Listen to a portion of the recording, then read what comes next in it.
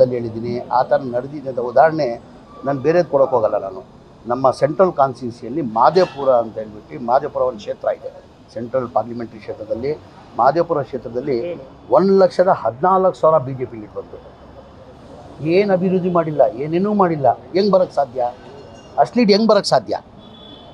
ಆ ಕಾರಣಕ್ಕೆ ಮನೆ ರಾಹುಲ್ ಗಾಂಧಿ ಅವರು ಇವತ್ತು ಪ್ರೆಸ್ ಮೀಟ್ ಇಟ್ಟಿದ್ದಾರಂತೆ. 8ನೇ ತಾರೀಕೆ ರಾಹುಲ್ ಗಾಂಧಿ ಅವ್ರ ಕಾರ್ಯಕ್ರಮ. ಸರ್, ಮೋದಿ ಬರ್ತಾ ಇದ್ದಾರೆ.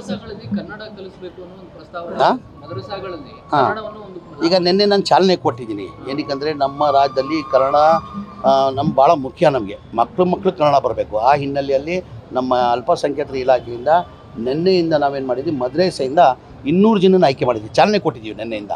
200 ಜನನ ಗುರುಗಳು, ಮದ್ರೆಸಲ್ಲಿ ಗುರುಗಳು ಇರ್ತಾರಲ್ಲ ಅವ್ರಿಗೆ ಕನ್ನಡ ಕಲಿಸ್ಬೇಕಂತ 36 ದಿನದಲ್ಲಿ 3 ತಿಂಗಳ ಒಳಗಡೆ ಅವ್ರಿಗೆ ಕನ್ನಡ ಕಲಿಸ್ಬೇಕು. ಕಾರಣ ಅಂದರೆ ಅವ್ರು ಕನ್ನಡ ಕಲಿತ್ರೆ ಮಕ್ಳಿಗೆ ಕನ್ನಡ ಕಲಿಸ್ಬೋದು. ಈಗ ಕನ್ನಡ ನಮ್ಮ ಕನ್ನಡ ರಾಜ್ಯ ನಮ್ಮದು.